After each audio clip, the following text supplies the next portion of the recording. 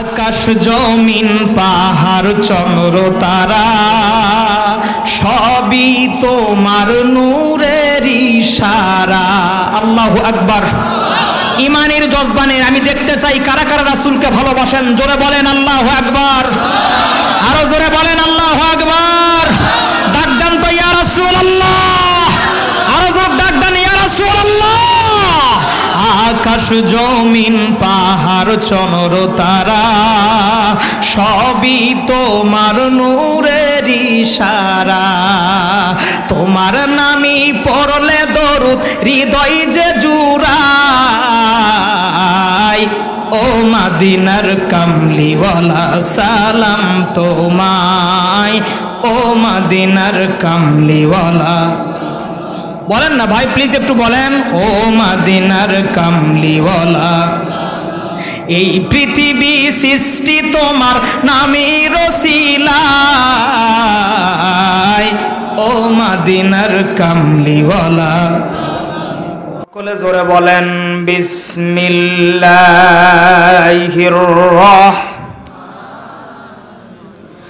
ওয়ালাকাদ আতাইনা দাউদা ওয়া সুলাইমানা ইলমা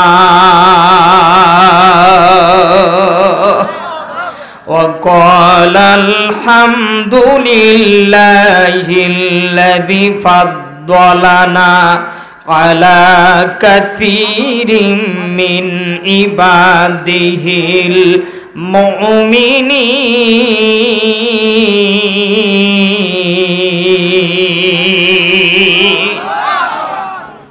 মেহেরবানি করে কথার দিকে মনোযোগ দেবেন।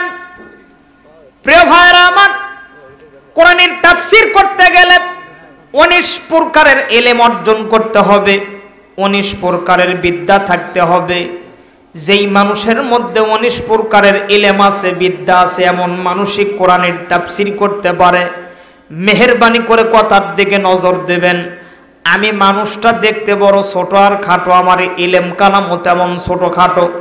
বোঝেনি তো এখন রাস্তায় নাই যে খোয়া। তবে আমার একটা বিশ্বাস, গোটা বাংলাদেশের মধ্যে খেরিয়াপাড়ার রাস্তা হলে সবচেয়ে ভালো রাস্তা এটা। কাবা তাইলে এটা কথা করছেন নাকি আপনারা? এটা সবচেয়ে ভালো রাস্তা আর কি। বোঝেনি তো এখন রাস্তায় নাই খোয়া। আমাকে হুজুরে গেলে খাটে না কোনো দোয়া। ওদের ভাঙ্গাচুরা গাড়ি তারই মধ্যে চলাফেরা করি, কামাই করি, পয়সা করি, বাড়ি যাই যখন বউ ভালোবাসে তখন। কে ঠিক তো নাকি বলেন? 19 প্রকার এলেমের মধ্যে যেই এলেমগুলো মাস্ট বি জানতে হবে সেই এলেমগুলো হলো: 1 নম্বরে ইলমুল লুগাত, 2 নম্বরে ইলমুন নাহু, সরফ, বালাগাত, মান্তিক, ফাসাহাত, নুজুলুল কোরআন মানে শানে নজুল। এই রকম 19টা ইলম থাকতে হবে। আমার আল্লাহ পাক 19টা ইলম আমাকে দেয় নাই।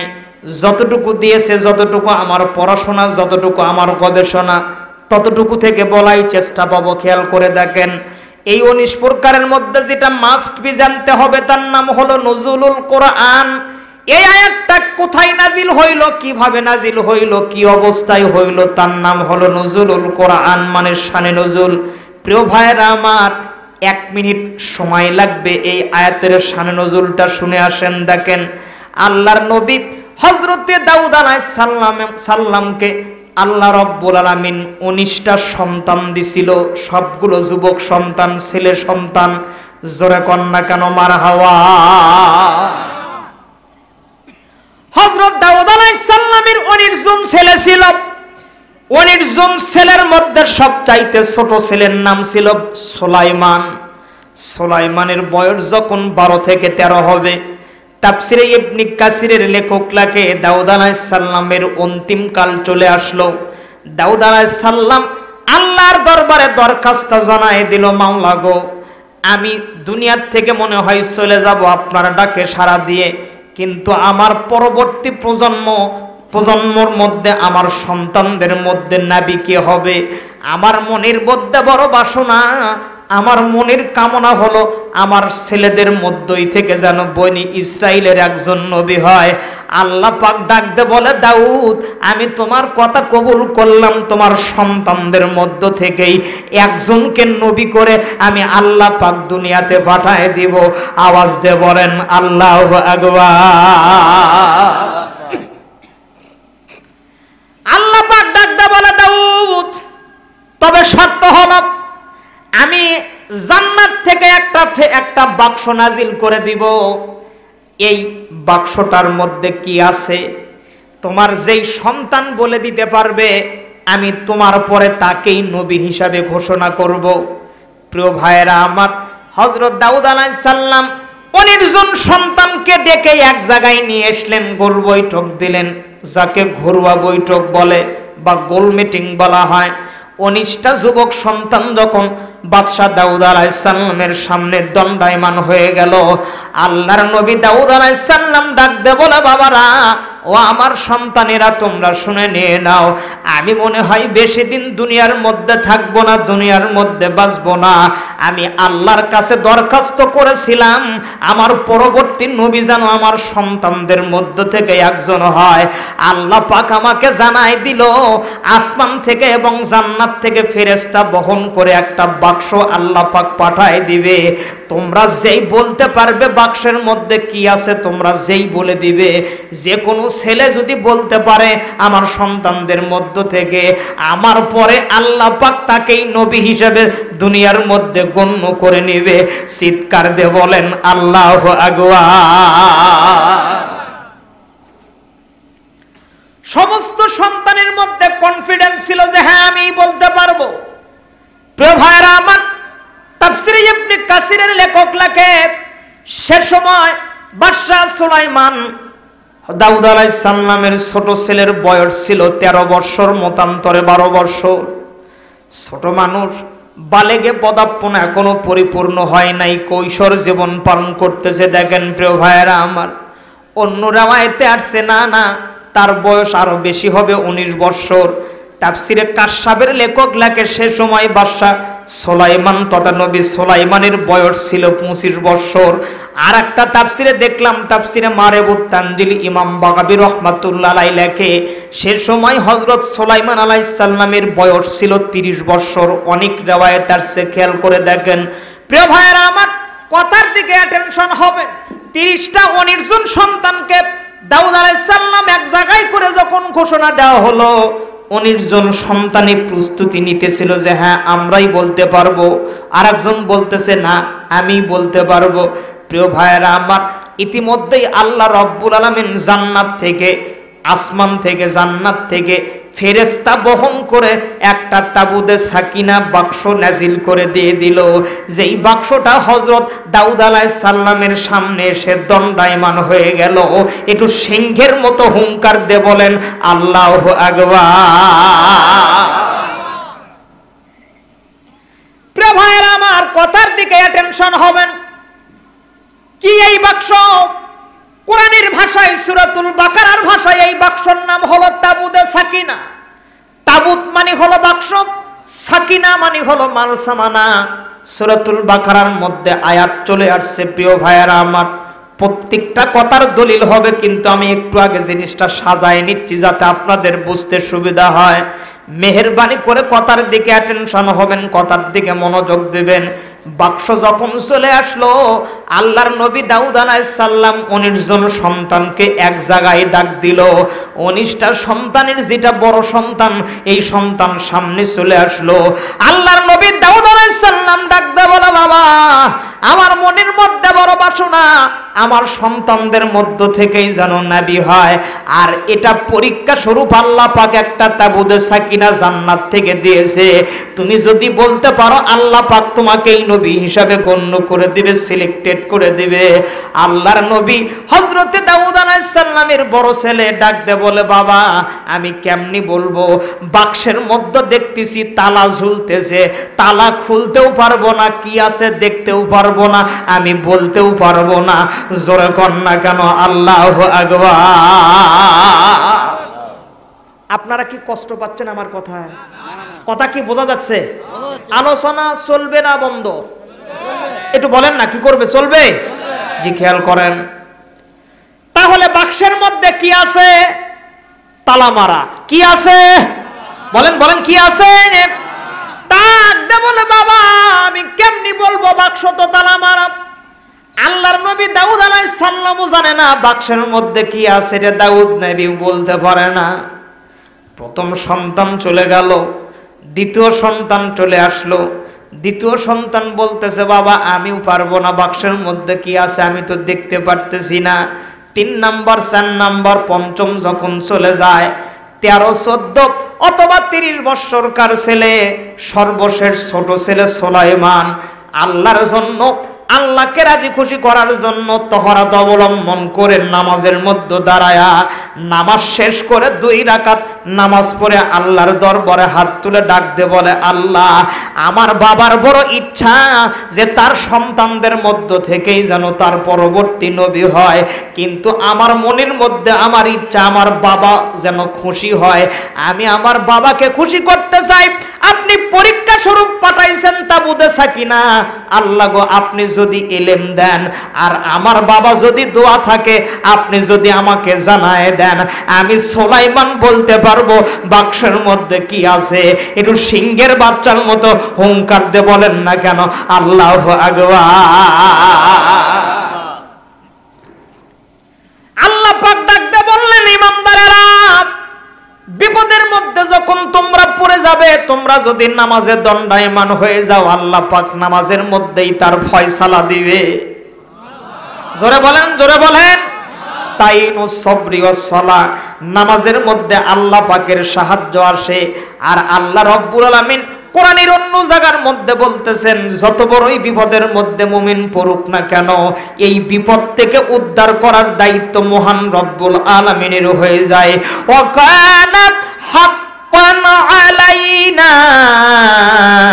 নাসরুল মুমিনিন।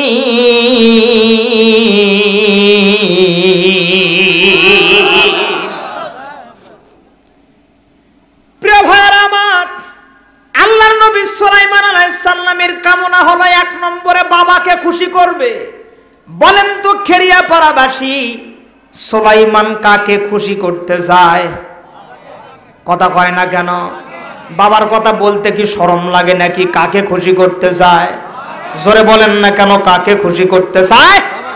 বাবাকে খুশি করতে যায়।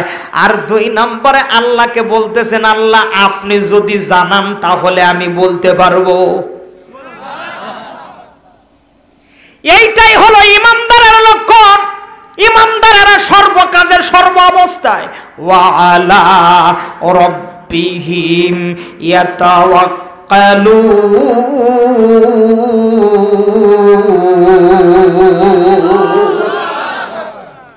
সর্ব অবস্থায় আল্লাহর উপরে ভরসা করে চলে। প্রিয় খেরিয়াপাড়াবাসী, দিলের কান্দা লাগায় দিয়ে শোনেন, আল্লাহর নবী সুলাইমান আলাইহিস সালাম আল্লাহর কাছে দোয়া করে দিল, আল্লাহ গো আপনি একটু আমাকে জানায় দেন, আমার মনের মধ্যে বড় কামনা আমার বাবা যেন আমার উপরে খুশি হয়ে যায়।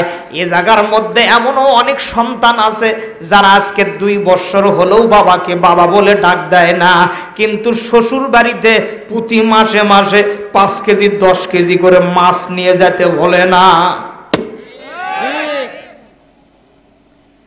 ও খেরিয়াপাড়াবাসী, এমনও সন্তান এ জায়গার মধ্যে আছে মার সঙ্গে সম্পর্ক নাই, বাবার সঙ্গে সম্পর্ক নাই, কিন্তু শ্বশুর বাড়ির সঙ্গে রিলেটিভ।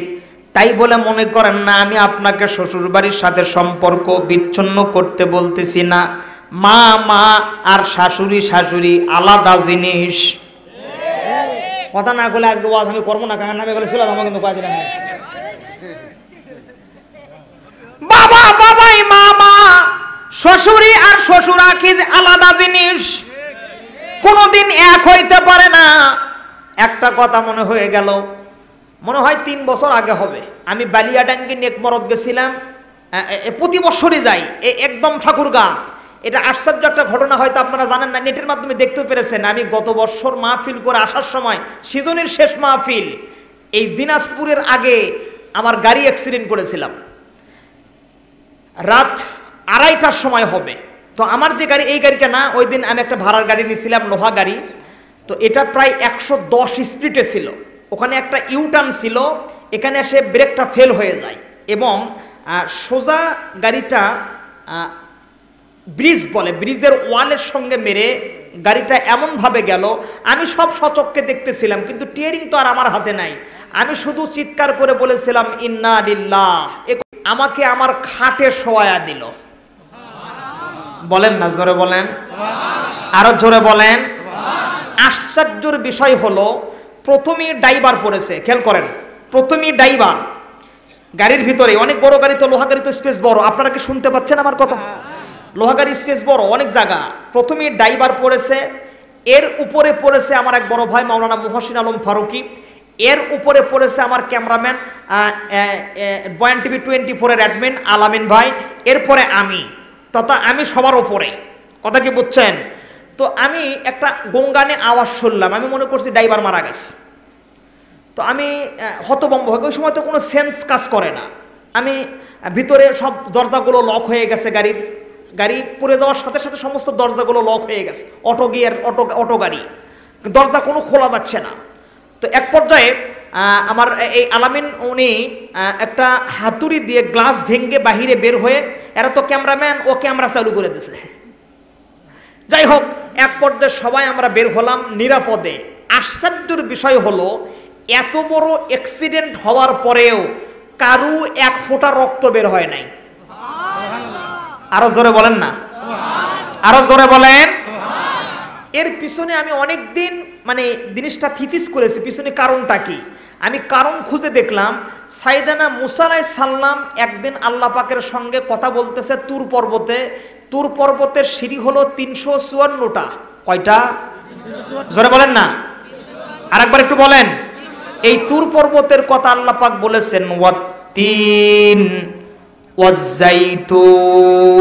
ওয়াজ্জাইতুন ওয়াতুরে সিনিন। এই সিনাই পর্বতের কসম আল্লাহ পাক করেছেন। এই সেই সিনাই পর্বত। সিনাই পর্বতে উঠলে আল্লাহর সঙ্গে মুসা আলাইহিস সালাম কথা বলতে পারে, নিচে থাকলে কথা বলতে পারে না, মানে নেটওয়ার্ক থাকে না। যাই হোক, সংক্ষেপ করে বলে শোনেন, মুসা আলাইহিস সালাম 12টার সময় কথা শুরু করেছে। এ পর্যন্ত মুসা আলাইহিস সালাম শুধু একটা কথা বলছে, আল্লাহ আমি আপনার সাথে গোপন কথা বলার জন্য আসছি। দেন, তাও কথা কয় না। কি কথা বলবে? কথা কয় না। জোরে বলেন, গোপন কথা।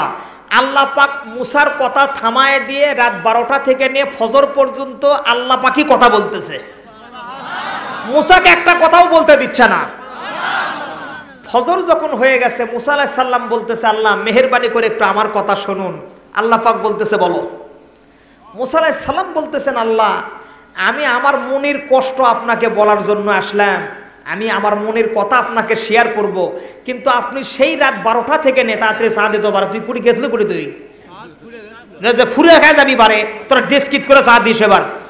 মানে আল্লাহ পাক বলতে, মুসা বলতেছে, আল্লাহ আমি আমার মনের কথা বলার জন্য আপনার কাছে আসলাম, তো এই রাত 12টা থেকে নিয়ে ফজর পর্যন্ত এতক্ষণ আপনি উম্মাতে মুহাম্মাদির গুণকীর্তন আমার কাছে করলেন।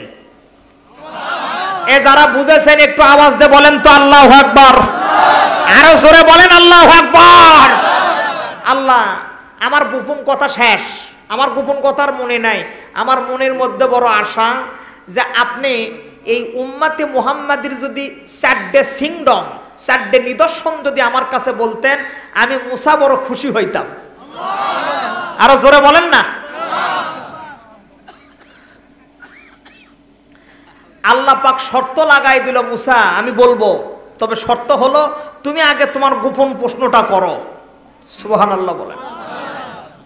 মুসা আলাইহিস সালাম বলতেছে, আমার 1 নম্বর গোপন কথা হলো আপনি সব সময় কই থাকেন? আরো জোরে বলেন না। আল্লাহ পাক বলতেছে, আমি সব জায়গায় থাকি। মুসা আলাইহিস সালাম 2 নম্বর প্রশ্ন করতেছেন, আল্লাহ আমার 2 নম্বর গোপন কথা হলো আপনি যদি সব সময়ই থাকেন সব জায়গায়, তাহলে আমি যখন আমার বিবির সঙ্গে মিলিত হই তখন আপনি কই থাকেন? সুবহানাল্লাহ কয় না গা?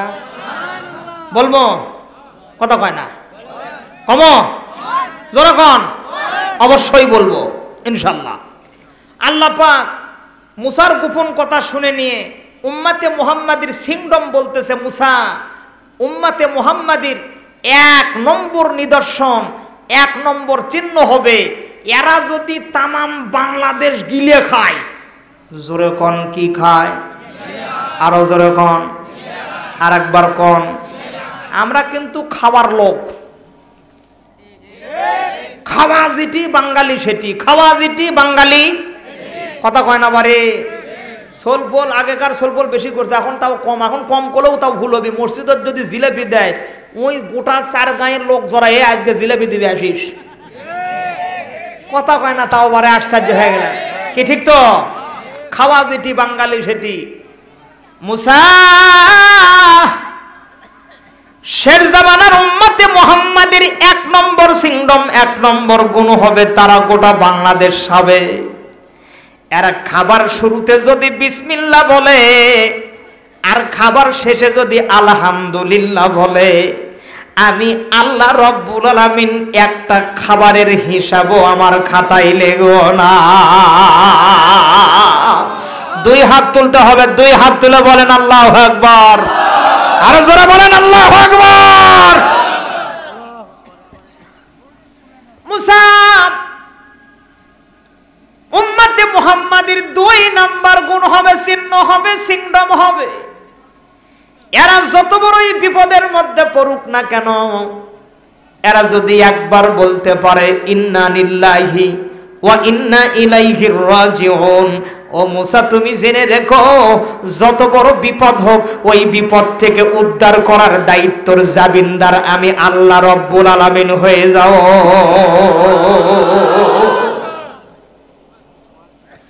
3 নাম্বার গুণ বলবো, কথা কয় না, যারা বলেন বলবো। এই জায়গায় এটা থাকলো 2টা গুণ। আর মুসা আলাইহিস সালাম প্রশ্ন করলো আপনি কুট থাকেন কুটে আমি যখন মিলিত হই, মনে আছে নাকি আপনাদের? এই 3টা প্রশ্ন সময় মাত্র 3 সেকেন্ড, এটা পরে হবে ইনশাআল্লাহ। এখন আসেন এই ঘটনার সঙ্গে মিল করেন। তো আমি এটা জিনিসটা স্থিতিশ করে দেখেছি, এত বড় দুর্ঘটনা হওয়ার পরেও কারো 1 ফোঁটা রক্ত বের হয়নি। আমার জবান থেকে ইন্না লিল্লাহ শব্দ বের হয়েছিল। আমার এই হাদিসের কথা মনে হয়ে গেল যে না জানি আল্লাহ পাকই হেফাজত করেছে। আরো জোরে বলেন। আপনারা আরো আশ্চর্য হবেন। মজার বিষয় হইল এটা যখন গাড়িটা একদম নয়নজলির মধ্যে পড়ে গেছে, গাড়িটা কিন্তু পোল্টি খায়নি, এরকম হেলান হয়ে গেছে। আপনারা নেটে দেখে নেবেন, হেলান হয়ে গেছে। একদম পেট্রোল পুলিশ যারা আসছে, ডিউটিরত পুলিশ, ওরা আসে বলতেছে গাড়িতে কারা ছিল, আপনারা কি পাঠাই দিয়েছেন নাকি, আপনারা কি গাড়ি ছিলেন? আমি বলছি ভাই আমি গাড়ি নিয়ে আসছিলাম, আমি অমুক এই সেই হাবিজাবি।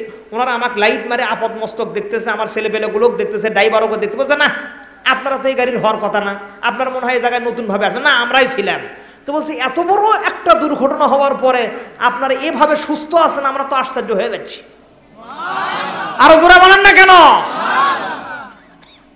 তাহলে এর থেকে শিক্ষা নেন, যত বড় বিপদ হোক মানুষ যদি ইন্না লিল্লাহ ওয়া ইন্না ইলাইহি রাজিউন তেলাওয়াত করে, আল্লাহ পাক ওই বিপদের হেফাজতকারী হয়ে যাবে। চিৎকার দিয়ে বলেন সুবহানাল্লাহ। তাই বলে আগুন জ্বলতেছে আপনি হাত দিয়ে করছেন ইন্না লিল্লাহি ওয়া ইন্না ইলাইহি রাজিউন, কাম হবে? কথা কয় না কেন? হ্যাঁ ভালো বুঝবেন। চলেন ভুলি নাই বোঝার কথা। মুসা আলাইহিস সালাম হযরত সুলাইমান আলাইহিস সালাম বলতেছেন আল্লাহ আপনি যদি জানান ওই বাক্সর মধ্যে কি আছে তাহলে আমি বলতে পারবো। প্রিয় খেরিয়া পাড়াবাসী খেয়াল করেন, আল্লাহর নবী দাউদ আলাইহিস সালামের 7ম নম্বর ছেলে চলে গেল। এমনি করে যখন 17-18 নম্বর ছেলে চলে যায়, 19 নম্বর ছেলে সুলাইমান আসবে। দাউদ আলাইহিস সালাম মনে মনে চিন্তা করে এতগুলো সন্তান আমার সব শেষ হয়ে গেল, ছোট সন্তানের বয়স কম, ও পারে কি না পারে। আল্লাহ গো আমার মনের মধ্যে বড় কামনা, আমার ছেলেদের মধ্যে থেকে যদি নবী হয় আমি বড় খুশি হব, আমি বড় খুশি হয়ে যাব, আমি বড় সাকসেস হয়ে যাব। পিতা মাতার শেষ সময় এসে যদি সন্তানকে সাকসেসফুল করতে পারে, সন্তানকে যদি প্রতিষ্ঠিত দেখে পিতা মাতা, এর চাইতে বড় কোনো জিনিস, বড় পাওয়া পৃথিবীতে বাবার কাছে আর থাকে না।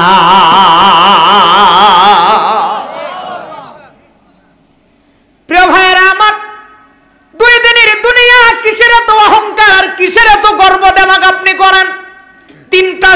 গরম দেখান, 12টা ছেলের গরম দেখান, বংশের গৌরব দেখান। আজ আছে কান্নাই গো ভাই। বড় কষ্ট লাগে আজকে ইহুদি গোষ্ঠী ফিলিস্তিনের ওপরে নির্বিচারে হত্যা হামলা চালাচ্ছে। সবগুলো কথা চলে আসবে, কিন্তু আমি জিনিসটা গোছায় নিয়েছি, একটা একটা করে বলবো। মাঝখানে মনে হয়ে গেল তাই বলতেছি। আজকে নেটে দেখলাম একটা ভিডিও, এ জায়গার মধ্যে আসার পরে আমার নজরে পড়লো গাজার মধ্যে একটা সন্তান গতকাল মারা গিয়েছে। আল্লাহ রব্বুল আলামিনের কি কারিশমা আর কি রহমত দেখে। গাজা মুসলমান যখন এই সন্তানটা যখন শাহাদাত বরণ করেছে, অটোমেটিক এই সন্তানের গা থেকে আল্লাহ রব্বুল আলামিন জান্নাতি মিস্ক আতরের মিস্ক গন্ধ বের করে দিয়েছে। গোটা এলাকার মধ্যে মৌ মৌ বাসনা যখন শুরু হয়ে গেছে, নেটে দেখলাম হাজার হাজার মানুষ ছেলেটার গায়ে হাত দিয়ে গন্ধ নিচ্ছে, সেন্ট নিচ্ছে, চিৎকার দিয়ে বলেন আল্লাহু আকবার। নিঃসন্দেহে প্রতীয়মান হয়, এর দ্বারা প্রতীয়মান হয় ফিলিস্তিন আল্লাহর কবুল ভূখণ্ড, ফিলিস্তিন আল্লাহর মকবুল ভূখণ্ড। ফিলিস্তিনের জমিনে আল্লাহ রাব্বুল আলামিন অসংখ্য নবী রাসূলকে দুনিয়ার মধ্যে ফিলিস্তিনের জমিনে প্রেরণ করে দিয়েছে। আজকে যে ইহুদি গোষ্ঠী, যেই খ্রিস্টান গোষ্ঠীগুলো, ইহুদি গোষ্ঠীগুলো নির্বিচারে মুসলমানদেরকে হত্যার জুলুম চালাচ্ছে, এর চাক্ষুষ বিচার আল্লাহ রব্বুল আলামিন অবশ্যই অবশ্যই দুনিয়ার মধ্যে দেখায় দিবে, যার পরিসমাপ্তি ঘটবে আজকের তেলাওয়াতকৃত আয়াতের দ্বারা, তাবুতে সাকিনার মাধ্যমে। চিৎকার দিয়ে বলেন আল্লাহু আকবার। প্রিয় ভাইয়েরা আমার, খেয়াল করেন, দাউদ আলাইহিস সালামের মনের বাসনা আমার সন্তানদের মধ্যে থেকে নবী হোক। সুলাইমান আলাইহিস সালাম 19 নম্বর ছেলে চলে আসলো, আদবের সহিত দাঁড়ায় গেল। দাউদ আলাইহিস সালাম ডাকতে বলে, বাবা আমার 18টা সন্তান চলে গেছে, তুমি সর্বশেষ ছেলে, তুমি যদি না পারো আমার আশা পূরণ হবে না। বাবা গো, তুমি কি বলতে পারবা নাকি বাক্সের মধ্যে কি আছে? আল্লাহর নবী দাউদের আশা যে বাক্সের মধ্যে কি আছে আমার ছেলে যদি বলতে পারে তাহলে আমি শুনতে পারবো। প্রিয় ভাইরা আমার, খেয়াল করে দেখেন, আল্লাহর নবী সুলাইমান আলাইহিস সালাম ডাক দে বলে, বাবা আপনি যদি আয়াতিয়াকুমুত তাবুতু ফি সাকিনাতুম মির রাব্বিকুম ওয়া বাকিয়াতুম মিম্মা তারা। জোরে বলেন আল্লাহু আকবার, জোরে বলেন। এই কথাগুলো লিখে নেন। দলিল 248 নম্বর আয়াত সূরাতুল বাকারা। এই জায়গার মধ্যে তাবুতে সাকিনা, তাবুত মানে হলো বাক্স, সাকিনা মানে হলো মাল সামানা। মেহেরবানি করে কথার দিকে কর্ণপাত করেন। আল্লাহর নবী দাউদ আলাইহিস সালাম বড় খুশি হয়ে গেল, না জানি আমার ছেলে সুলাইমান বলতে পারবে বাক্সের মধ্যে কি আছে। ডাক দে বলে, বাবা তাড়াতাড়ি করে বলো, আমার মনে আর মানে না, আমি জানতে চাই বাক্সের মধ্যে কি আছে, তুমি তাড়াতাড়ি করে বলে দিয়ে দাও। ও খেরিয়াপাড়াবাসী, আল্লাহর নবী দাউদের যদি শুনতে মনে চায়, আপনাদের কি শুনতে মনে চায় বাক্সে কি আছে? মনে চায়? কার কার চায় একটু হাত দেখান। নারায়ে তাকবীর। হাত নামান। মাঝে মাঝে হাত তুললে কথার দিকে অ্যাটেনশন হবে, আল্লাহ পাকের রহমত বেশি হবে, এজন্য হাত তোলা। আপনারা জানেন আমার মন খারাপ করেন না, আমার পরে কষ্ট জানেন না। মারহাবা বলেন, জোরে বলেন মারহাবা। আমি কি বলবো বাক্সের মধ্যে কি আছে? কথা কয় না কেন? বলবো? আরো জোরে বলেন। বলবো, অবশ্যই বলবো, অবশ্যই বলবো বাক্সের মধ্যে কি আছে। এবং সুলাইমান আলাইহিস সালাম বলে দিয়েছে বাক্সের মধ্যে কি আছে। সম্মানিত প্রিয় ভাইয়েরা আমার, কথার দিকে অ্যাটেনশন হবেন, মেহেরবানি করে কথার দিকে মনোযোগ দিয়ে দেন। এই বাক্সের পরিচয়টা আগে দেই। হযরত আদম আলাইহিস সালাম জান্নাত থেকে আসার সময় জান্নাতের মধ্যে যখন গন্ধম গাছের ফলের ওই যে শরাব খেইল, জান্নাতি পোশাক খুলে চলে গেল। আল্লাহ পাক বললেন, গেট আউট, জান্নাত থেকে বের হয়ে যাও। আদম আলাইহিস সালামকে পাঠিয়ে দিলেন সিঙ্গেল পাহাড়ে, শ্রীলঙ্কার, আমাদের এশিয়া মহাদেশের শ্রীলঙ্কার সিঙ্গেল পাহাড়ে। আর আম্মা হাওয়াকে পাঠাই দিলেন আরবের জিদ্দা এয়ারপোর্টের কাছে। প্রিয় ভাইয়েরা আমার, ইব্রাহিম নয়, বাবা আদম আলাইহিস সালাম যখন জান্নাত থেকে আসে 4টা জিনিস নিয়ে আসে। 1 নম্বরে মুসা আলাইহিস সালামের লাঠি। সূরা বাকারার 248 নম্বর আয়াতের তাফসীর করতেছি, দেখেন। এক নম্বরে নিয়ে আসে মুসা আলাইহিস সালামের নাটি, 2 নম্বরে নিয়ে আসে সুলাইমান আলাইহিস সালামের আংটি, 3 নম্বরে নিয়ে আসে এই তাবুতে সাকিনা, আর 4 নম্বরে নিয়ে আসে হলো কোদাল। কি লিয়ে আসে বা? আপনারা কোদাল চেনেন না? মানে আল কাটা যন্ত্র। কথা কয় না কেন? জোরে কোন বাড়ি? আমাকে গ্রামে 2টা হাজি আছে বুঝছেন, এ পাশে হাজির জমি, এ পাশে হাজির জমি, মাঝখানের আল হলো পুলসিরাত। কি বা বুঝেন না? মানে চিকনের চাইতেও চিকন, একদম চুলের চাইতে চিকন। বকরি তো মনে করেন যে আল দিয়ে যায় না, ভিড় মধ্যে যায়। কথা না করলে হবে কোন দিকে যায়? তো বকরি যদি ওই আলতে যাবার লাইতে বেকা হয়, দেখে যে এই আলতে যাওয়া যাবে নাকি, আর এই মুখে বলে এটা কি হাজির আল করে দেন, তাও কথা হয় না। মানে এ মোরকার হাজি জিঙ্কা করে মারে, আর এই মোরকার হাজি হলো কাটিং মাস্টার। এই কোদাল দিয়ে সোজা জিঙ্কা বেঁকা করে কাটপি মনে করেন। বগুড়া সেলন টাইলার্সের মাস্টার্সের কাম বাজেনি, কেসি দিয়ে সোজা কাপড় উনকে বেঁকা করে কাটায়। কথা কয় না কেন? সারা জীবন সুদের কারবার, জিনার কারবার, অন্যায়, কারেন্ট টাকা, সুদের ব্যবসা, নানান রকমের নারী নির্যাতন, নানান রকমের করিয়ে শেষ বয়সে এসে হজ করার জন্য যায়। তবে ইদানিং একটা ব্যবসা শুরু হচ্ছে, নাম হলো উমরা ব্যবসা। কি ব্যবসা বা? বলে কুট যায় না, উমরা হজত যাই। কুট যায় কেবারে উমরা হজ আর এমনি এমনি বড় হজ কি এক জিনিস? উমরা হজ ওটা মনে করেন যে অজাতা একটা জিনিস। তাও কথা না করলে কি বল কন্ত, ওই উমরা পালন করে আসে যে মশানি এলাকা ঘোরাফেরা করে, তাতে মনে হবে এটা সবচাইতে বড় হজ করে চলে আসছে। উমরা হাজ করে এটা যখন সেই রকম জুব্ব টুব্ব গাওয়াত দেয়, খেরিয়া পাড়ার এই যে পাকা রাস্তা দিয়ে যখন বেউলা বাসর খরচ যায়, সমস্ত এলাকার লোকজন আসসালামু আলাইকুম হুজুর ভালো আছেন, আসসালামু আলাইকুম হুজুর ভালো, ও তত আরো ঘুঙ্গুর টানিয়ে দেয়। ঘুঙ্গুর বোঝেন না আপনারা?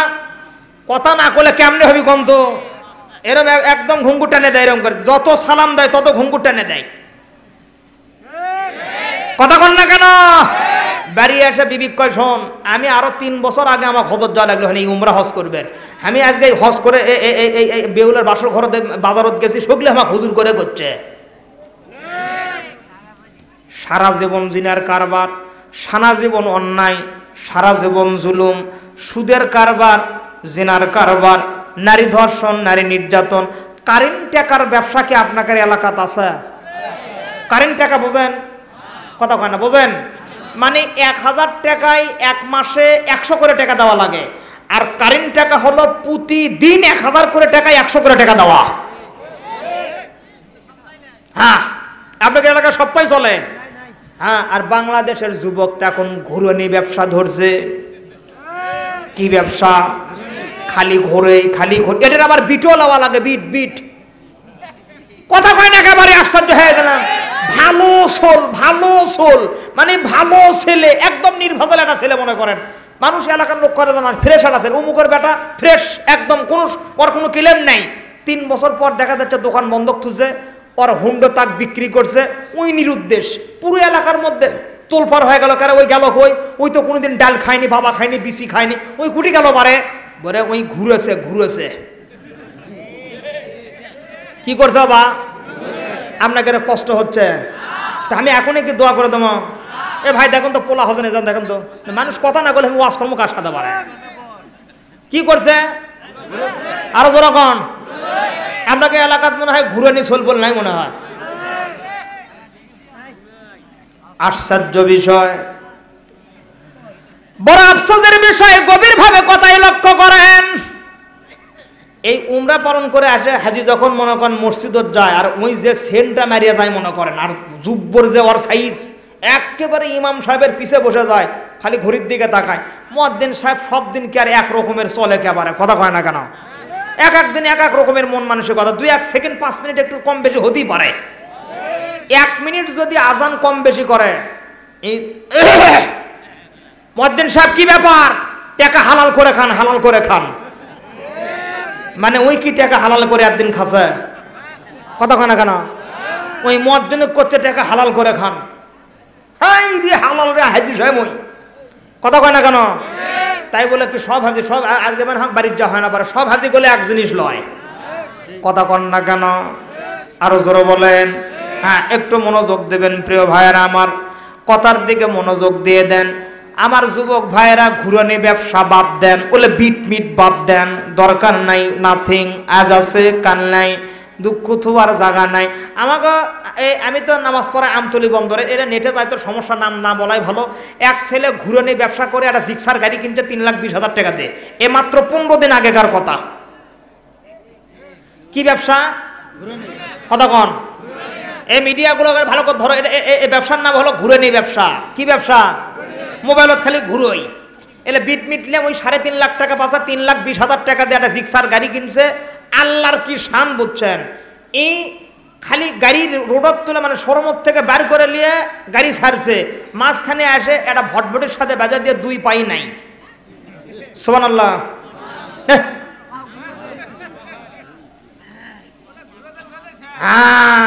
যে জিনিস মানে জিত থেকে আসবি ওডি যায়, মানে যে দামি কিনা সে দামি, যে দামি কিনা সে দামি। বাবা তার 8 বছরকার ছেলে নিয়ে গেছে, 5-6 বছরকার বয়স বেটা ছেলে, আমার কুরবানি হাট দেখা লাগবে, আমাকে মেরের হাটত নিয়ে যাও। এই মেরের হাট আপনাকে গরু হাট গুয়াহাটি লাগে না? কতক্ষণ লাগে না? ছোট মাসুম বাচ্চা জেদ ধরতে বাপ সহ্য করবেন, বাবা ওরা গরুর দালাল, তাই বলে আপনারা মন খারাপ করেন না। গরুর ব্যবসা করলে এখন খুব ভালো ব্যবসা এটা।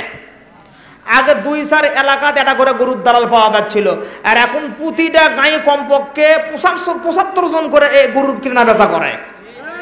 হ্যাঁ মনে মিশে কথা কয় দিন মনে হয়। ভালো জিনিস এটা, খারাপ জিনিস আপনারা মনে নেবেন না, এটা আবার খারাপ ভাবে খারাপ চোখে নেন না, আমি খারাপ বলতেছি না। জি, এই ছেলে নিয়ে 5 বছরকার ছেলে নিয়ে মেরের হাটত গেছে। গরু কিবার করে হাট হয়? মেরের হাট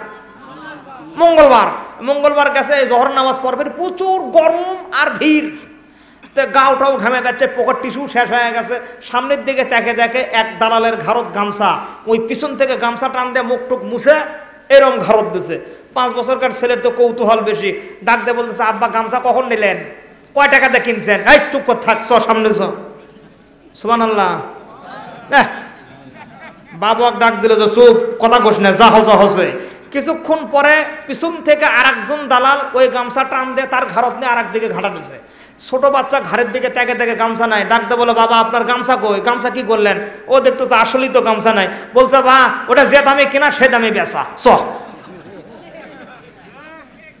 কথা কি বুঝলেন আমার? কথা কয় না, কথা কি বুঝছেন?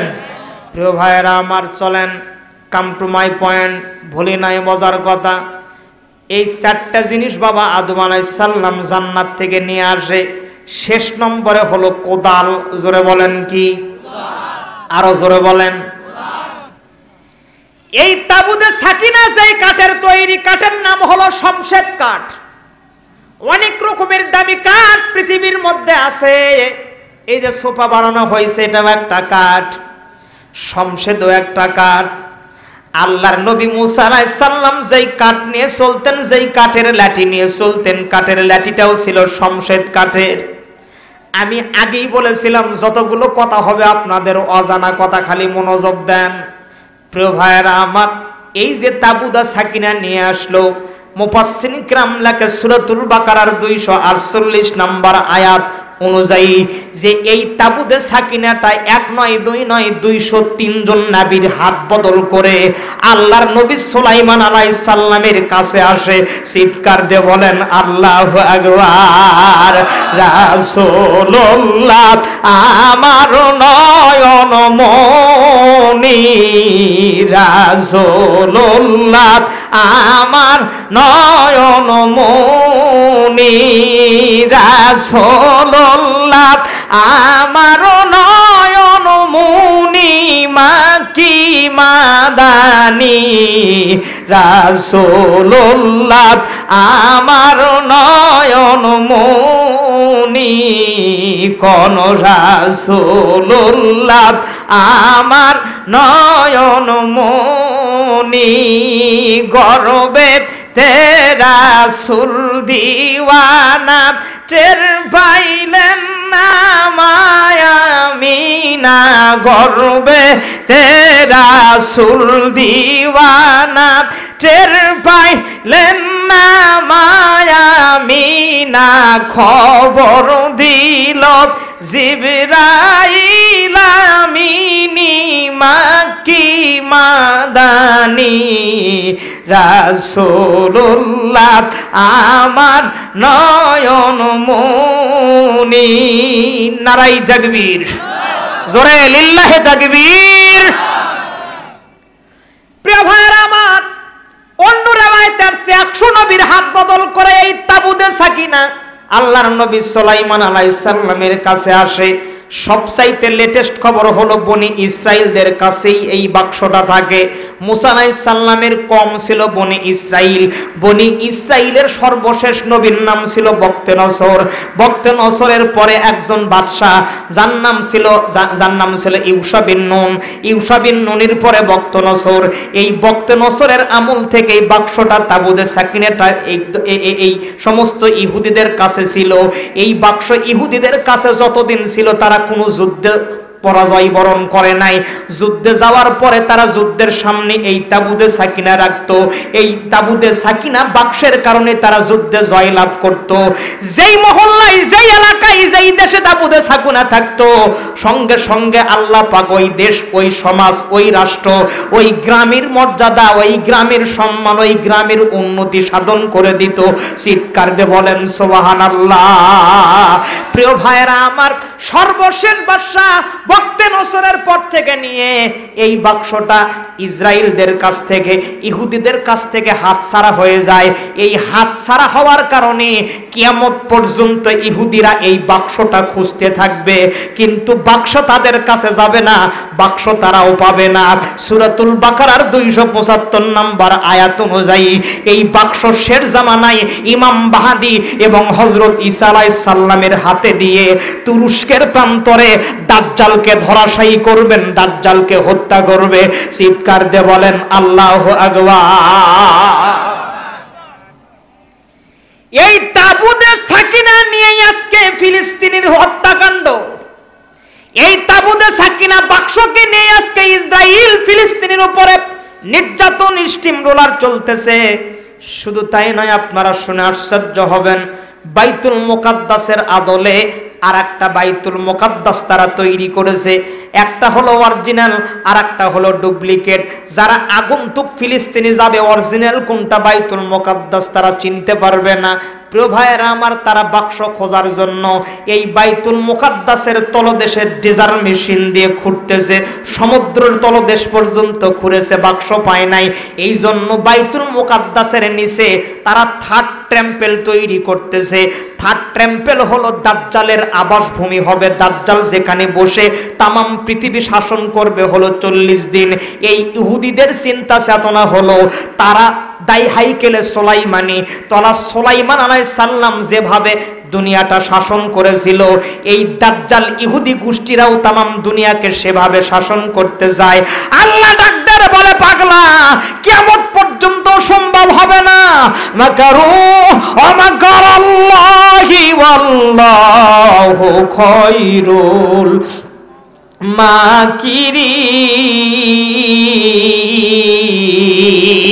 মাকিরিন। তামাম বিশ্বের নেতার খেলা যখন শেষ হয়ে যাবে, যে জায়গা থেকে খেলা শেষ হবে, আমি আল্লাহ পাকের খেলা সে জায়গা থেকে শুরু হবে। আরো জোরে বলেন। তার মানে আমি বুঝালাম, ইহুদিরা কিয়ামত পর্যন্ত এই তাবুতে সাকিনা খোঁজ করবে, কিন্তু আল্লাহ পাকের শান কি দেখেন। এই তাবুতে সাকিনা বাক্সটা আল্লাহ পাক ফিলিস্তিনিদের কাছে দিয়েছে। এই জন্য ইসরায়েল যতগুলো হামলা 1947 সাল থেকে নিয়ে এ পর্যন্ত ফিলিস্তিনের উপরে করেছে, অন্য কোনো দেশ হলে একদম নিঃশেষ হয়ে যাওয়ার কথা। কিন্তু ইসরায়েল ফিলিস্তিনের উপর হামলা করে যত ক্ষতি হয়, এই বাক্স ফিলিস্তিনি থাকার কারণে মাত্র 1 মাসের মধ্যে আল্লাহ পাক সেই ক্ষতি পুষে দেয়। না, আমি খুশি হলাম না। আরে মুসলমানকে ভালোবাসা দিয়ে বলেন তো আল্লাহু আকবার। আরে জোরে বলেন আল্লাহু আকবার। জি, অন্য কোন দেশ হলে নিঃশেষ হয়ে যাওয়ার কথা, কিন্তু এই তাবুতে সাকিনা ফিলিস্তিনের জমিনে থাকার কারণে 1 মাসের মধ্যে ফিলিস্তিনের অবস্থা আল্লাহ পাক সাবেক করে দিয়ে দেয়। সুবহানাল্লাহ বলেন। কিয়ামত পর্যন্ত এই তাবুতে সাকিনা ইহুদিরা তালাশ করবে। গোটা বিশ্ব তারা খনন কার্য চালাইছে। আপনারা জানেন 90-এর দশকে আমার বাংলাদেশেও খনন কাজ চলেছে। 90 থেকে 2005 সাল পর্যন্ত। আজকে ইউনেস্কো তথ্য দিয়েছে বাংলাদেশের জমিনেও খনন কার্য চলেছে। এ জায়গায় একজন সাংবাদিক আছে বলতে পারবে বাংলাদেশের এমন কোনো ইউনিয়ন নাই যে ইউনিয়নের সীমান্ত পিলারগুলো তোলা হয় নাই। এ যারা জানেন তারা হ্যাঁ কন। এটা ইহুদি চক্রান্ত। প্রিয় ভাইরা আমার, জানি না কথাগুলো কতটুকু বুঝতেছেন। ইহুদিদের খোদা হলো দাজ্জাল, মাসিহ।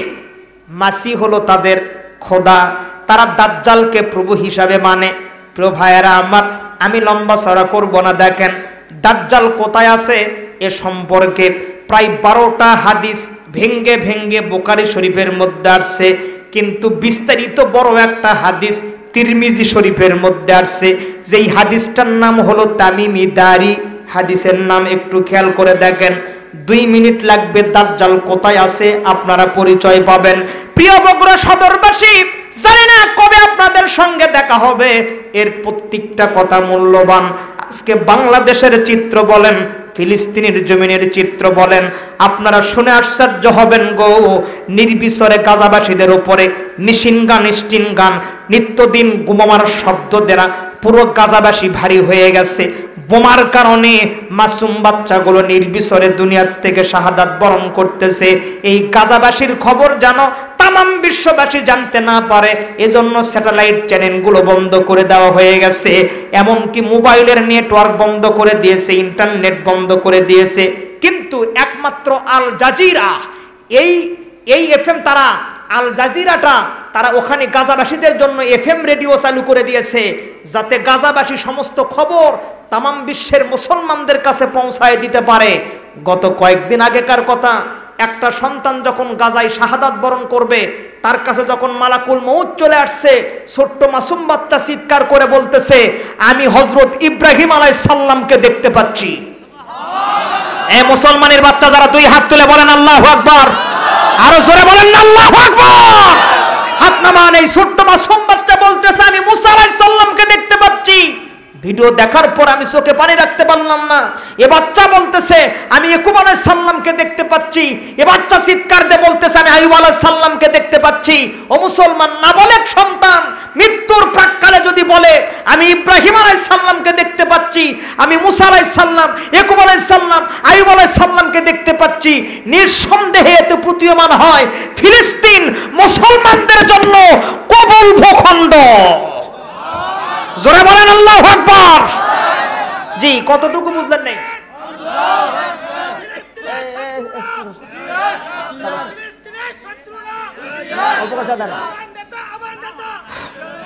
সম্মানিত হাজিরিন, আপনাদের কষ্ট হচ্ছে? আপনাদের কষ্ট হয়? জোরে বলেন কষ্ট হয়? আলোচনা চলবে না বন্ধ? আর একটু চললে কি কষ্ট হবে আপনাদের? অল্প সময় দেখেন। এই তামিমি দাড়ির হাদিসটা বলে আমি রেফারেন্সে চলে আসবো, শেষ কথায় চলে আসবো। তামিমি দাড়ি ছিলেন একজন খ্রিস্টান মানুষ। জোরে বলেন কি মানুষ? আরো জোরে বলেন না। খ্রিস্টান মানুষ। পরবর্তীতে রাসূলের হাতে হাত রেখে কালেমা পড়ে মুসলমান হয়ে গেছে। আল্লাহু আকবার বলেন।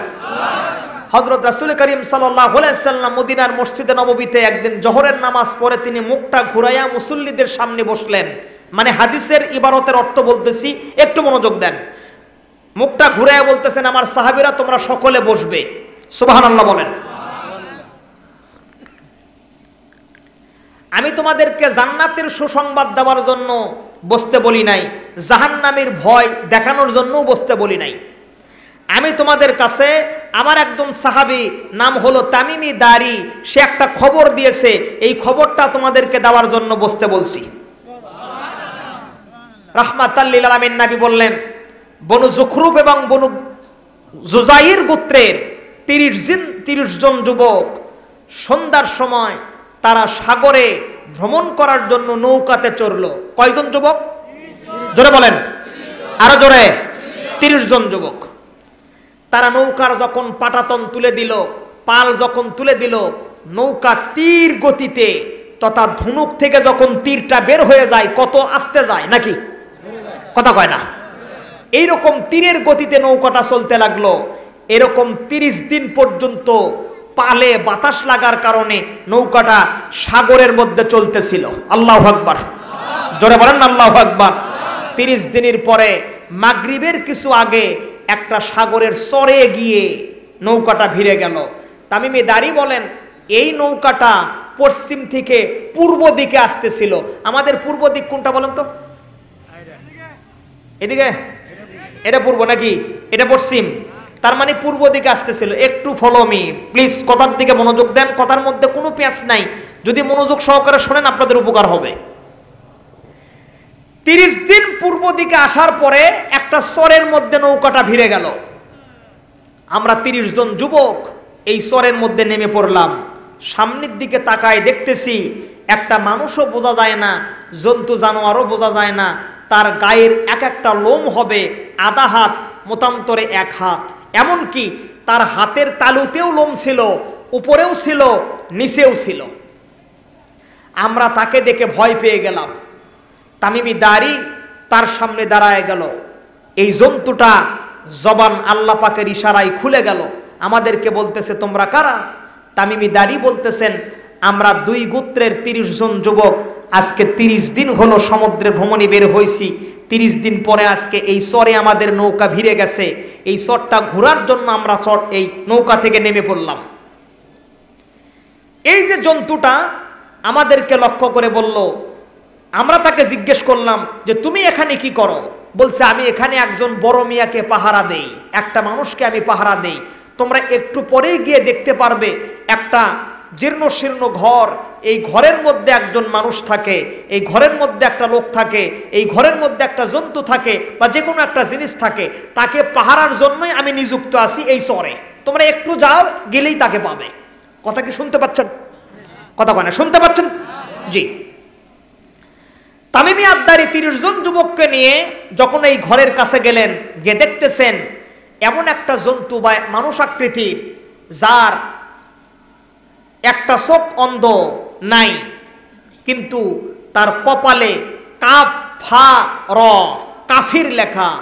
তার হাতটা হাঁটুর নিচ দিয়ে লোহার শিকল দিয়ে আসমানে লটকানো আছে। সুবহানাল্লাহ বলেন, চিৎকার করে বলেন। সহিহ হাদিস বলতেছি। দেখেন তামিমি আদ-দারি বলে আমাদেরকে দেখার সঙ্গে সঙ্গে এই যে লোকটা যার কপালে কাফের লেখা, সে আসমানের দিকে লাফ দিতেছিল এই বন্দি অবস্থায়। সে যখন জমিনে পা দিয়ে উপরে চারা দেয়, সে আসমানে উঠে যায়, নিমিষে জমিনে নেমে আসে। এরকম কয়েকবার করার পরে সে স্থিত হলো, ঠান্ডা হলো। আমাদেরকে জিজ্ঞেস করলো তোমরা কারা? তামিমি আদ-দারি বলতেছেন আমরা বনু জুজাইর এবং বনু জুজাইর এবং বনু নখর গোত্রের 30 জন যুবক। এরকম 30 দিন সফর করে আমরা এই চরের মধ্যে ভিড়ছে, এই চরটাকে ভ্রমণ করার জন্য এখানে আসলাম। আমরা নামতেই একটা জন্তুর সাথে দেখা হইল, সে আপনার সন্ধানে দিল আমাদের বাড়ি মক্কা মদিনায়। কাফেরকে, এই যার কপালে কাফের লেখা, সে মাসি দাজ্জাল বলতেছে তোমাদের পরিচয় পাইলাম, ভালো কথা। তোমাদের মক্কায় একটা নবীর জন্ম হয়েছে, যার নাম অমুক, তার পিতার নাম আব্দুল্লাহ। মক্কার মানুষ কি তাকে মেনে নিয়েছে? মক্কার মানুষ কি অবস্থা তার সঙ্গে বা তার সঙ্গে কি ব্যবহার করেছে? তামিমি আদ-দারি বলতেছে তাকে মক্কার মানুষ বিতাড়িত করে দিয়েছে, সে মক্কার থেকে হিজরত করে মদিনায় গিয়েছে। আর এই খবর শোনার পরে দাজ্জাল বলল মক্কার মানুষের উচিত ছিল তার উপরে ঈমান এনে তাকে নবী হিসাবে মেনে নেওয়া। আরে জোরে বলেন না কেন? কথাটা চিন্তা করেন। দাজ্জাল দ্বিতীয় প্রশ্ন করল, তামিমি আদ-দারি তুমি কি বলতে পারো তারবিয়াতুর হ্রদ, যেটা জর্ডান এবং ফিলিস্তিনের সীমান্তবর্তী অবস্থিত, এই হ্রদের পানির কি অবস্থা তুমি কি বলতে পারো? তামিমি আদ-দারি বলতেছে হ্যাঁ পারি, এই হ্রদে এখনো পানি আছে। 3 নাম্বার দাজ্জাল প্রশ্ন করল তোমরা কি বনু জোগারের কূপের কি খবর, এই কূপে কি পানি আছে? প্রিয় ভাইয়েরা আমার, হযরত লূত আলাইহিস সালামের 2টা মেয়ে ছিল। ছোট মেয়ের নাম ছিল জোগার।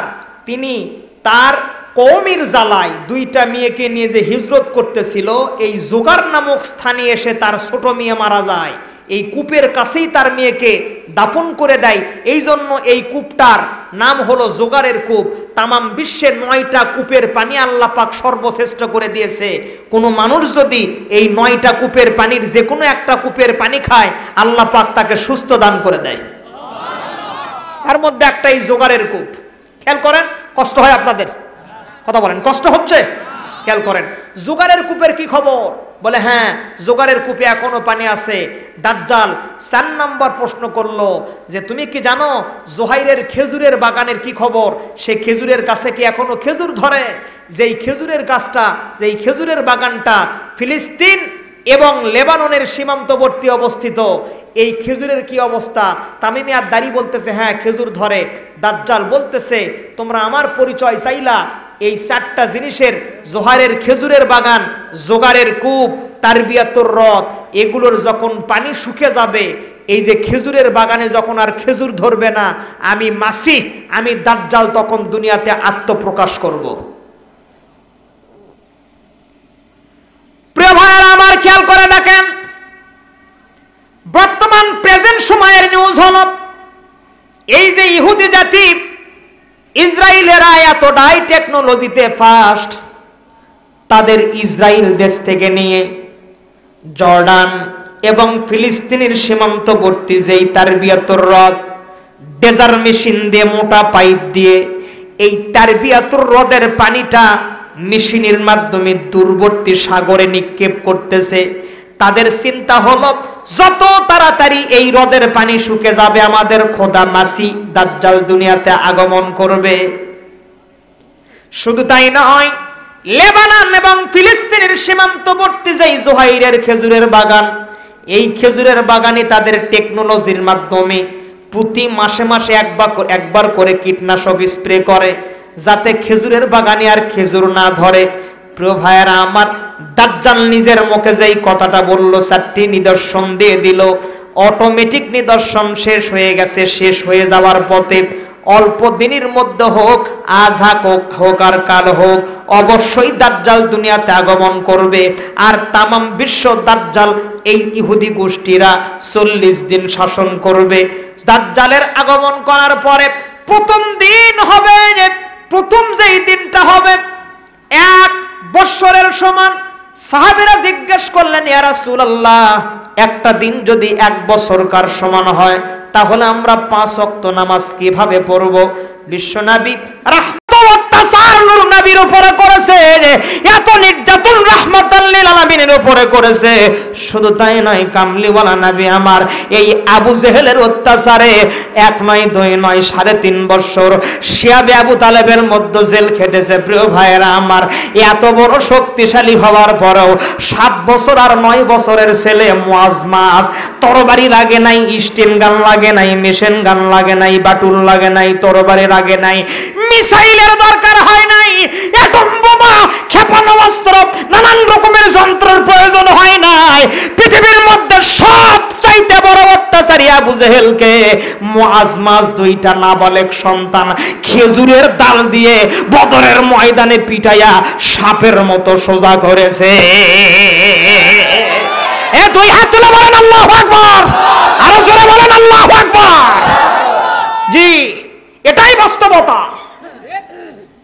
আজকেও যারা মুসলমানের উপরে নির্যাতন চালায়, আলেম ওলামার উপরে যারা নির্যাতন চালায়, যত বড় নেতা হোক না কেন, বাতিল শক্তি যত বড় হবে, আল্লাহ পাকের মোকাবেলা তত ছোট হবে। কিছু লাগবে না, বারে ভালো চ্যাংরা যাচ্ছে হুন্ডলে বলছেন, ভালো চ্যাংরা, এ মুরদ যাই কাট, কথা কয় না কেন? পামসার হইয়া গেলে চলবে না আর গাড়ি, হাইরে পামসার হইয়া গেলে চলবে না আর গাড়ি, হায়াতের দম পাইবা না মরলে জগৎ সারি, কথা কয় না কেন? হায়াতের দম পাইবা না মরলে জগৎ সারি, পামসার হইয়া গেলে চলবে না আর গাড়ি, হাইরে পামসার হইয়া গেলে চলবে না আর গাড়ি। 30 বছর বয়স তোমার, ভাবছো মনে মনে, আরে 7 বছরের বাবা থাকতে তুমি মরবা কেনে? বাপের বয়স 60, ওর বয়স 30, ওই করছে আমি আগে মরবো, আমার বাপ বুড়ো মানুষ, ওই আগে মরবি। কথা কয় না কেন? 30 বছর বয়স তোমার, ভাবছো মনে মনে আর 7 বছরের বাবা থাকতে তুমি মরবা কেন? নাই ভরসা সামনে তোমার, নাই ভরসা সামনে তোমার, নাই ভরসা সামনে তোমার, বাঁচবে 1 সেকেন্ড। কথা কন না কেন? মানে আমরা 2 টান মারবে পারি, বুঝুন না? কথা কন না কেন? খালি মারি নে। ও মুসলমান, গভীর ভাবে লক্ষ্য করেন, আল্লাহ পাক বললেন আমি দাউদ এবং সুলাইমানকে ইলম দিলাম। এই ইলম খালি বাক্সর মধ্যে কি আছে এই ইলম নয়। ইলমের তাফসীর করতে গিয়ে তাফসীরে বাইজাবির মধ্যে ইমাম বাগাবী রাহমাতুল্লাহ আলাইহি লেখে, আল্লাহ রব্বুল আলামিন যে জগৎ, যে জায়গার, যে দেশের মানুষ যেমন ছিল, ওই দেশে ও এমন নবী করে আল্লাহ পাক নবী দুনিয়াতে পাঠাইছে। দাউদ আলাইহিস সালামের যুগের মানুষেরা কবি ছিল, সাহিত্যিক ছিল। শুধু তাই নয়, তারা ভালো ভালো গান করতে পারত, সুন্দর সুন্দর সুর করতে পারত, সুন্দর সুন্দর গান তারা করতে পারত। আল্লাহ পাক দাউদ নবীর এত সুন্দর কণ্ঠ দান করে দিলেন, জাবুর তার উপরে নাজিল করে দিলেন। আল্লাহর নবী দাউদ আলাইহিস সালাম সমুদ্রের বর্তির বসে যখন জাবুর তেলাওয়াত করত, সমুদ্রের মাছগুলো পর্যন্ত আল্লাহর নবী দাউদ আলাইহিস সালামের কণ্ঠে তার জাবুর তেলাওয়াত শোনার জন্য ভিড় জমাইতো। প্রিয় ভাইরা আমার, লক্ষ্য করে দেখেন, শুধু তাই নয়, আল্লাহর নবী দাউদ আলাইহিস সালাম যখন তার খানকা বসে, তার ঘরে বসে জাবুর তেলাওয়াত করত, পুরো এলাকার মানুষ ভিড় জমায়া তার কণ্ঠে জাবুর তেলাওয়াত শুনতো। জাবুর তেলাওয়াত শুনে এলাকার যতগুলো গায়িকা ছিল, যতগুলো গান কবি সাহিত্যিক ছিল, সমস্ত কিছু বশত্ব স্বীকার করে আল্লাহর নবীকে দাউদ হিসাবে তারা স্বীকার করে নিয়ে নেয়। 1 নম্বর দলিল। 2 নম্বর দলিল হলো মুসা আলাইহিস সালামের যুগের মানুষেরা জাদুকর ছিল, তারা জাদুবিদ্যায় পারদর্শী, বিভিন্ন রকমের জাদু দেখাইতো। আল্লাহ রাব্বুল আলামিন সূরাতুল কাসাসের মধ্যে বিস্তারিত বর্ণনা করেছেন। আজকে সময় বড় কম, কিন্তু আপনাদের চেহারাগুলো দেখে মনে হচ্ছে আপনারা ওয়াজ শোনার জম। কোলা কোলা আজকে ঠান্ডা হয়ে যাবে, কয় দিলাম খেয়াল করে দেখেন, মুসা আলাইহিস সালামের যুগের মানুষেরা জাদুকর ছিল। আল্লাহ পাক মুসাকে লাঠি দান করে দিল, ফেরাউনের জাদুকর জাদু ছেড়ে দিল। আর আল্লাহ পাক বললেন, মুসা খালি তুমি হাতের লাঠি ছাড়িয়ে দে, খালি লাঠি ছেড়ে দে, দেখ। জোরে কোন বারে, জোরে কোন আল্লাহু আকবার।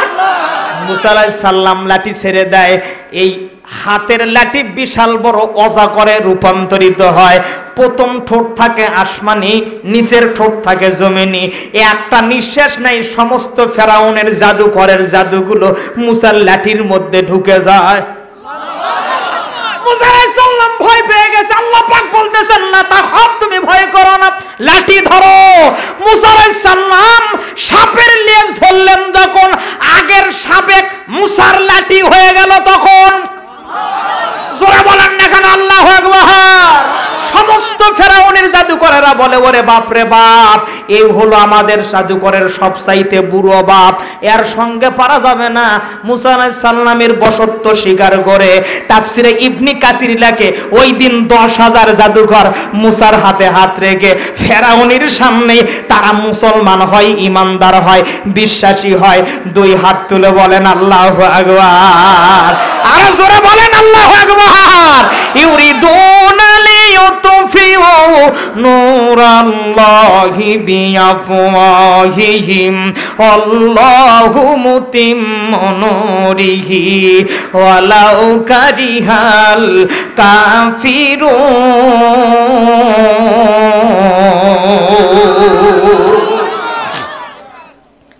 আলোচনা চলবে না বন্ধ? আরো জোরে বলেন, চলবে না বন্ধ? প্রিয় ভাইয়েরা আমার, আমাদের নবী জাদুকর ছিল না, কবি সাহিত্যিক ছিল না, গানও বলতে পারতো না। কথা কন না কেন, ঠিক কিনা? আমাদের নবীর যুগের যা লোক ছিল আইয়ামি জাহেলিয়াতের যুগ, এটা ছিল কবি সাহিত্যের যুগ। তারা ভালো ভালো কবিতা লিখতে পারতো, প্রবন্ধ লিখতে পারতো, রচনা লিখতে পারতো, সাহিত্য লিখতে পারতো। শুধু তাই নয়, ইবনে খুলদুন লিখতেছেন, 12টা কবিকে একটা টেবিলে বসে একটা বিষয়ে কবিতা লিখতে বলা হইতো। এই যারা ছাত্র আছেন খেয়াল করেন, 12টা কবি একটা টেবিলে বসাবে, ওদেরকে একটা সাবজেক্ট দিবে যে কম্পিউটার, এটা নিয়ে তোমরা একটা কবিতা লেখো। 12 জন কবি কম্পিউটার নিয়েই কবিতা লিখবে। একজনার কবিতা আর একজনার সঙ্গে একটা শব্দ পর্যন্ত বুনবে না, কিন্তু 12টাই সেরা কবিতা হবে। এত কবি সাহিত্যিক তারা ছিল। আর এই যুগের মধ্যে সে আল্লাহ রাব্বুল আলামিন আমাদের কামলিওয়ালা নবীর উপরে পৃথিবীর সর্বশ্রেষ্ঠ সাহিত্য করে আল্লাহর কোরআন নাজিল করে দিয়ে দিল। সূরাতুল বাকারার 3টা আয়াত আল্লাহ পাক নাজিল করে দিল। সকলে জবান খুলে পড়েন আলিফ লাম মিম